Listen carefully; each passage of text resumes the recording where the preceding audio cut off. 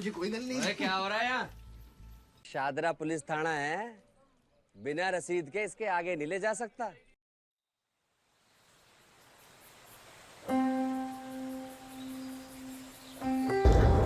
नमस्कार दोस्तों, एक बार फिर से आपका स्वागत है मेरे YouTube के चैनल ब्रजेश भंडारी में, जिसमें हमारी सीरीज चल रही है एक और वार्तालाप। और एक और वार्तालाप में हमारे आज के मेहमान हैं सिद्धार्थ भारद्वाज। सिद्धार्थ भारद्वाज जी के बारे में आपको एक बात ये बता दूं, सिद्धार्थ भारद्वाज जी हिंदी फिल्मों के एक बहुत ही फेमस एक्टर हैं और बहुत सारी वेब सीरीज़ में आपने उनको देखा होगा। पैताल लोक, तांडव और बहुत सारी हिंदी फिल्मों में आपने उनको देखा होगा। और वो एक बहुत ही अच्छा अभिनय करते हैं और बहुत ही अच्छे दिल के इंसान हैं। आइए उनका मैं अपने इस प्रोग्राम में स्वागत करता हूँ। नमस्कार सिद्धार्थ जी, आपका बहुत बहुत स्वागत है मेरे इस प्रोग्राम में और थैंक यू सो मच कि आप मेरे कहने पर यहाँ मुझसे मिलने आए। धन्यवाद ब्रजेश जी, आपने मुझे अपने प्रोग्राम के लायक समझा, इसके लिए बहुत बहुत धन्यवाद आपका। सिद्धार्थ जी, जैसे हम यहाँ मंडी हाउस में मिल रहे हैं, बाकी सारी बातें तो बाद में करेंगे, पर सबसे पहले मैं ये जानना चाहूँगा कि ये मंडी हाउस का मोह क्या है। ये मोह मैंने देखा है कि बड़े बड़े थिएटर आर्टिस्ट, जितने भी आर्टिस्ट हैं, उनका ये मोह भंग नहीं होता, दिल्ली के जितने भी। ये मोह क्या है? देखिए, ऐसा होता है, हम अपने जीवन में जब भी कुछ अच्छा कर लेते हैं या कुछ करने की कोशिश में रहते हैं, तो हमारी जर्नी जहाँ से शुरू होती है, चाहे वो रहने वाली जगह हो, जैसे आदमी जिस गांव से बिलोंग करता है, तो अगर वो कुछ अचीव कर लेता है तो सबसे पहला टारगेट ये होता है किसी तरह एक बार गांव में चला जाऊं, ताकि लोगों को बताऊं कि हाँ भाई, मैं यहाँ से निकला हूँ, आप लोगों के बीच में से निकल के मैं आज यहाँ इस मुकाम पर पहुँचा हूँ। तो मंडी हाउस एक्चुअली सबकी जर्नी जो है लगभग मंडी हाउस से शुरू हुई है। आज सभी लोग बहुत अच्छा काम कर रहे हैं। हमारे साथ के बहुत सारे एक्टर्स हैं, वो बहुत अच्छा काम कर रहे हैं। यहीं थिएटर से शुरू हुए थे, यही इसी पार्क में रिहर्सल और स्ट्रगल की जो जर्नी है वो यहीं से शुरू हुई थी। तो बस ये मोह है और ये मोह छूटता नहीं है। सबको ये मोह है, जो भी दिल्ली आता है तो मंडी हाउस एक बार चक्कर ज़रूर लगाता है। तो सिद्धार्थ जी, ये तो बात होगी मंडी हाउस के मोह की। और अगर मैं बात करूं कि आपकी ये जर्नी स्टार्ट कैसे हुई, कहाँ से हमारी आपकी जर्नी स्टार्ट हुई? जर्नी जो है मेरी यही दिल्ली से स्टार्ट हुई है। वैसे मैं रहने वाला रामपुर का हूँ, उत्तर प्रदेश, रामपुर से, और दिल्ली में ही रहा हूँ काफ़ी समय से। और जर्नी यहीं से शुरुआत हुई, मंडी हाउस से। थिएटर, रिहर्सल्स, यहीं चक्कर लगाना, यहीं नाटक देखना, तो बस यहीं से जर्नी हुई। और शुरू से एक ऐसा फील होता था कि मैं एक्ट करना चाहता हूँ। एक्चुअली सभी कैरेक्टर्स को मैं जीना चाहता था, ये शुरू से ही था। तो लगता था कि कोई अगर पुलिस वाला है तो मैं पुलिस वाला कैसा लगूंगा, कोई वकील है तो मैं वकील कैसा लगूंगा, कोई एक आम इंसान है तो मैं एक आम इंसान कैसा लगूंगा, ये मैं फील करता था एक्चुअली। और ये फीलिंग ही जो है, बेसिकली एक्टिंग ये फील ही है। अगर आप दूसरे के दर्द को, दूसरे की मूवमेंट को महसूस करने लगे तो बस यही एक्टिंग होती है। तो ये शुरू से ही महसूस होता था, बस सोचा कि यही करना। तो जब आपने एक्टिंग शुरू करी थी जी, तो जैसे हमारे मिडिल क्लास लोगों का जो एक सोच होती है, मतलब एक सोच ये है कि एक्टिंग या ये नाच गाना, थिएटर, ये तो सिर्फ हॉबी की चीज़ है। पर अगर कुछ करना है लाइफ में तो कोई प्रॉपर नौकरी करनी पड़ेगी, कुछ तैयारी करनी पड़ेगी, फाइनेंशियल अपने आप को स्टेबल करना पड़ेगा। तो आपने भी ये चीज़ें सहन करी होंगी या आपने फेस करी होंगी, तो आपका क्या अनुभव रहा? तो यही है जो सबके साथ होता है एक्चुअली। अभी तो काफ़ी बदलाव आ गया है, अब तो बच्चों को अपने लोग ट्रेनिंग दिलवा रहे हैं। लेकिन जब हमने शुरू किया था, क्योंकि हमारे ख़ानदान में कोई एक्टिंग से कोई किसी का ताल्लुक़ नहीं था, कोई भी, फादर हमारे टीचर थे, मदर हाउसवाइफ थी, और रिलेशन में भी कोई ऐसा नहीं था जो एक्टिंग से जुड़ाव हो जिसका। लेकिन हमारे अंदर ये था, और घर वालों का मकसद हमेशा यही होता है अपने बच्चों के लिए, उनके हिसाब से वो अच्छा ही सोच रहे होते हैं कि कोई पढ़ लिख के कोई नौकरी कर ले। और फिर सब अपने नौकरी जो है अपने मतलब रहन सहन के हिसाब से ही सोचते हैं। तो हम लोगों के जो रहन सहन था उस हिसाब से हमारे लिए क्लर्क, मैक्सिमम पढ़ाई लिखाई भी हम एवरेज ही थे, ज़्यादा होशियार नहीं थे। लेकिन हाँ, पढ़ते बहुत थे, अपने अलग कोर्स से अलग किताबों को बहुत पढ़ते थे। तो बस यही था कि भाई एक नौकरी अच्छी सी मिल जाए, परिवार चलाए, अपना एक घर बना ले छोटा सा और अपना परिवार चलाए, जो शादीशुदी हो जाए वो। लेकिन हमारा मकसद जो है, हमारा टारगेट कुछ और था। हम उसी में रहे, हमने सबका विरोध सहा, घर वालों का, समाज का, रिलेशन में सब। आप कहीं किसी फंक्शन में जाते हैं, जब आपसे ये पूछा जाता है और क्या कर रहे हो आजकल, तो हमारे पास कोई जवाब नहीं होता था। हम ये कहते थे कि थिएटर कर रहे हैं। तो ये क्या होता है? नहीं, काम क्या कर रहे हो? थिएटर तो कर रहे हो, काम क्या कर रहे हो? तो क्योंकि इसको कोई काम नहीं मानता था, ना कोई प्रोफेशन मानता था उस ज़माने में। अब तो खैर ये बिल्कुल अच्छे तरीके से लोग कर रहे हैं इसको। तो उस ज़माने में बड़ी परेशानियाँ होती थी और सबके साथ हुई है ये। तो बस परेशानियों को झेलते हुए हम आगे बढ़ते चले गए कि हमारा मकसद था कि हमें एक्टर बनना है, एक्टिंग करनी है, कोशिश करनी है एक्टिंग की।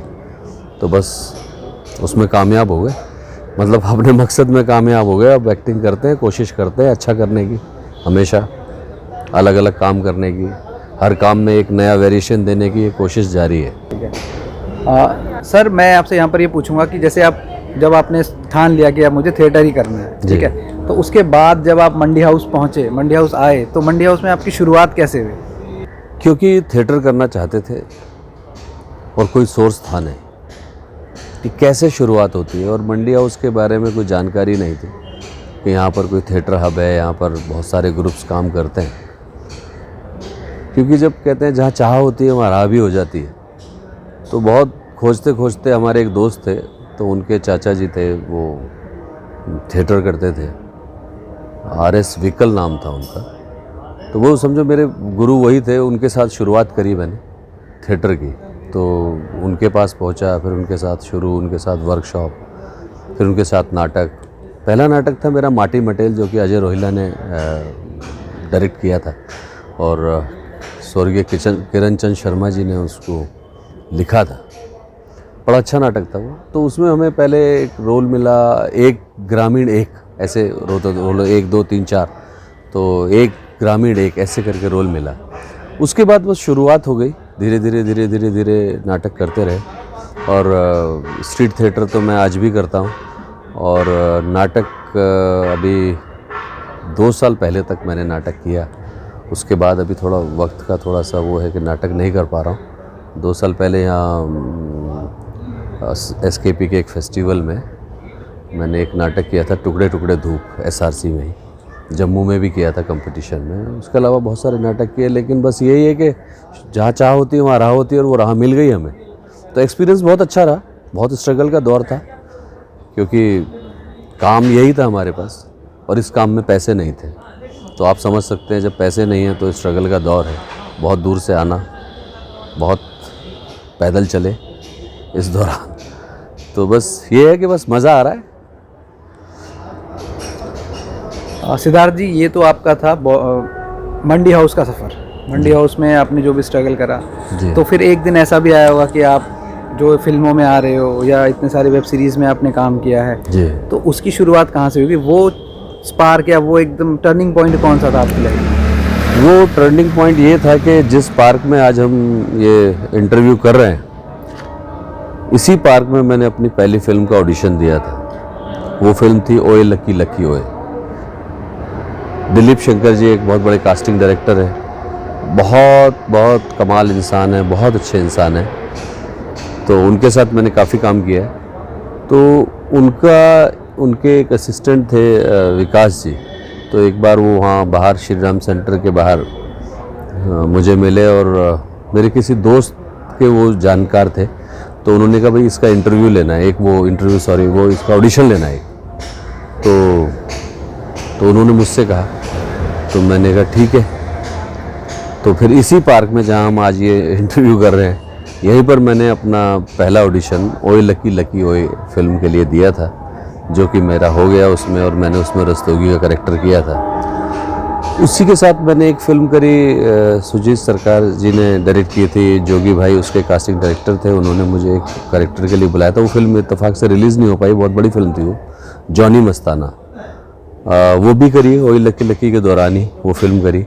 उसके बाद भाग मिल्खा भाग, सुई धागा, dream girl, web series Delhi crime Netflix के ऊपर थी हमारी, जो काफ़ी चर्चित रही है, एमी अवार्ड मिला है उसे। उसके डायरेक्टर थे रिची मेहता। और उसके बाद पाताल लोक, तांडव, और ये सीरीज़ मेरी अभी आने वाली, काफ़ी सीरीज़ हैं, 5-6 सीरीज़ आने वाली है। सिद्धार्थ जी, यहाँ पर एक आपसे ये बात मैं पूछना चाहूँगा, क्योंकि आपने OTT भी करा है जी। और बॉलीवुड की फिल्में भी करी हैं, जी। तो दोनों में क्या डिफरेंस होता है, या दोनों में जब आप काम करते हो तो आपको क्या फील होता है दोनों में, और कैसा अनुभव है आपका दोनों? अभिनय जो होता है वो स्वतः स्फूर्त होता है, मतलब जो स्वाभाविक रूप से किया जाए वही अभिनय अच्छा लगता है और लोग उसे एक्सेप्ट करते हैं। और हर दशक में अभिनय की परिभाषा जो है बदलती रहती है। तो OTT आने से एक परिभाषा बदली है कि एक बिल्कुल रियलिस्टिक फॉर्म जो है, जबकि फिल्में भी ऐसी बनती थी रियलिस्टिक फॉर्म में, बहुत स्टार्ट हो गया था धीरे धीरे, लेकिन अभी OTT से बहुत रियलिस्टिक फॉर्म हो गया। सेट, कॉस्ट्यूम और लोकेशन, तो इससे बड़ा फ़ायदा हुआ है। जो अपना थिएटर आर्टिस्ट थे, जो नए नए बहुत अच्छे अच्छे एक्टर्स थे, वो OTT से बहुत बाहर आए हैं। बहुत उन्होंने अच्छा काम किया, उनको काम मिला, जो कि बहुत दिनों से इंतज़ार कर रहे थे। फिल्मों में थोड़ा थोड़ा चलता रहता था, लेकिन जो उनके अंदर टैलेंट था वो OTT ने बाहर निकाला है। और मेरे लिए तो एक्टिंग सर्वोपरि है, वो फिल्म हो या OTT हो, कोई भी हो, तो हमें अच्छा करना चाहिए। हर जगह पर कोशिश करते रहना चाहिए। सिद्धार्थ जी, हर एक इंसान जो भी कोई जर्नी पे होता है, कोई काम कर रहा होता है, कुछ भी जो हमारा एंटरटेनमेंट वर्ल्ड है उसमें, तो कहीं ना कहीं उसको बूस्ट करने के लिए उसे कुछ रिकग्निशन और कुछ अवार्ड्स या एक तरीके से रिकग्निशन की बहुत ज़रूरत होती है। अगर हम कोई काम कर रहे हैं, अगर हमें कोई रिकग्नाइज कर दे, तो जो हमारा काम है और जो हमारा काम करने की जो ऊर्जा होती है वो और बढ़ जाती है। तो आपकी लाइफ में भी ऐसे कुछ अवार्ड होंगे या ऐसे कुछ रिकग्निशन होंगी जो आप हमारे साथ शेयर करना चाहेंगे? जी, ये आपने बहुत सही बात कही है कि अगर कहीं से कोई अवार्ड, रिकॉग्निशन मिलती है तो खुशी होती है, एक अंदर एक नई एनर्जी जागृत होती है काम करने की। तो ये ऊपर वाले की कृपा है, ईश्वर की कृपा है कि मैंने जो भी काम किए उसमें मुझे रिकॉग्निशन बहुत अच्छी मिली। चाहे मैंने एक सीन किया या लंबा रोल किया, उसमें लोगों ने बहुत पसंद किया और लोगों ने मतलब बहुत कमेंट किए अच्छे अच्छे। तो वो मेरे लिए एक एनर्जी थी। वैसे कॉन्सिक्वेंस कर्मा एक फिल्म है मेरी, जो हमने लॉकडाउन में बनाई थी, शादाब अहमद उसके डायरेक्टर हैं। उस फिल्म के लिए मुझे बेस्ट सपोर्टिंग एक्टर के लिए बोस्टन में अभी अवार्ड मिला है। एक झारखंड फिल्म फेस्टिवल होता है, उसमें भी बेस्ट सपोर्टिंग एक्टर का अवार्ड मिला है। तो अवार्ड्स जो होते हैं उससे थोड़ी सी एक एनर्जी ज़्यादा आती है और रिस्पॉन्सिबिलिटी भी ज़्यादा हो जाती है कि आपको और ज़्यादा कोशिश करनी है अच्छा करने की। सिद्धार्थ जी, आपने बात करी अवार्ड्स की और रिकग्निशन की। मुझे याद है मैंने जब भाग मिल्खा भाग देखी थी फिल्म, उसमें आपका जो एक रोल था जिसमें आप पुलिस वाले बने हुए थे, वो रोल मुझे बहुत अच्छा लगा। और एक ओए लक्की ओए जो फिल्म थी उसमें आपका रोल छोटा सा था पर वो इफेक्टिव था। जी। क्या गी आप बने हुए थे उसमें? नहीं, रस्तोगी पुलिस वाला रस्तोगी। नहीं, पुलिस वाला नहीं था वो मतलब पुलिस के साथ, हाँ, परेश रावल जी का एसोसिएट था वो। तो मैं आपसे ये पूछना चाहूँगा कि जैसे आपने भाग मिल्खा भाग करी, वो तो एक इतनी बड़ी फिल्म थी, वो एक्सपीरियंस आपका कैसा था? भाग मिल्खा भाग एक बहुत बड़ी फिल्म थी, मिल्खा सिंह जी के ऊपर थी फिल्म। अब वो इस दुनिया में नहीं रहे। उस फिल्म का एक्सपीरियंस बहुत ही एक डिफरेंट टाइप का एक्सपीरियंस था, क्योंकि वैसे तो मैंने उससे पहले फिल्म कर ली थी, ओए लकी ओए, शू बाइट, आलू चाट। तो उसके अंदर जो है डायरेक्टर थे राकेश ओम प्रकाश मेहरा जी और फरहान अख्तर जी, सोनम कपूर। तो एक्सपीरियंस बड़ा अच्छा रहा सबके साथ, सबने बहुत सपोर्ट किया, क्योंकि मैं तो इतना नॉन भी नहीं था उस समय, बस वो कैरेक्टर ही कर रहा था, और वो कैरेक्टर भी बहुत हाईलाइट हो गया फिल्म के अंदर, और लोगों ने बहुत पसंद किया उस कैरेक्टर को। बस मेरे लिए तो यही खुशी है। मैं कोशिश ये करता हूँ सर कि जो भी काम करूँ, छोटा हो या बड़ा हो, बस लोगों के जहन में वो छप जाए, रह जाए, बस यही कोशिश रहती है। इसलिए पूरी मेहनत करता रहता हूँ, कोशिश करता रहता हूँ कुछ नया करने की। सिद्धार्थ जी, आपसे बातें करके बहुत अच्छा लग रहा है, और बहुत सारी बातें आप बता रहे हो और बहुत सारे अपने एक्सपीरियंस हमारे साथ शेयर कर रहे हो। बहुत अच्छा अनुभव है आपकी बातें सुनने में, बहुत अच्छा अनुभव है मेरे साथ आप बात कर रहे इतनी सारी। तो अगर मैं पूछूं कि आपका अब ये फ्यूचर प्रोजेक्ट्स क्या हैं, अगर हमारे दर्शकों के साथ ये शेयर करें तो। जी, मेरे आने वाले प्रोजेक्ट हैं, एक फिल्म आ रही है खुदा हाफिज़ 2, फारूक कबीर साहब ने डायरेक्ट करी है, विद्युत जामवाल है उसमें। और एक फिल्म आ रही है लव हॉस्टल, ये रेड चिली और दृश्यम की है। और 2 सीरीज़ है नेटफ्लिक्स की, एक तो हमारा डेली क्राइम सीज़न 2 जो कि अभी शूट हो चुका है, वो आने वाला है नेक्स्ट ईयर। और एक सीरीज़ आ रही है ट्रायल बाय फायर, प्रशांत नायर हैं उसके डायरेक्टर। और एक सीरीज़ मैंने करी है अभी डिज्नी हॉटस्टार की, फियर, वो विक्रांत पवार साहब ने डायरेक्ट करी है। बहुत अच्छी सी डिफरेंट है सारी सीरीज़ जो है। और एक सीरीज़ मैंने करी है, शादाब खान उसके डायरेक्टर हैं, ऊधमगढ़।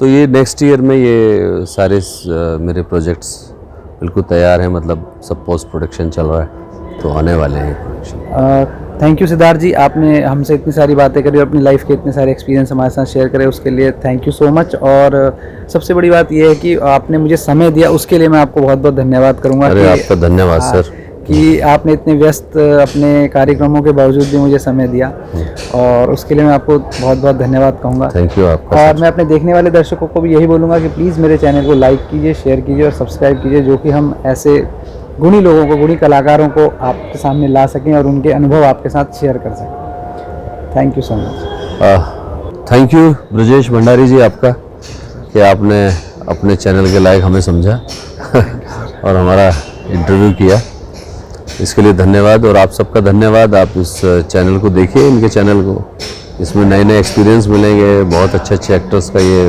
अभी तक कर चुके हैं, तो काफ़ी कुछ जानने को मिलेगा आपको एक्टर्स के बारे में, एक्टर्स की लाइफ के बारे में।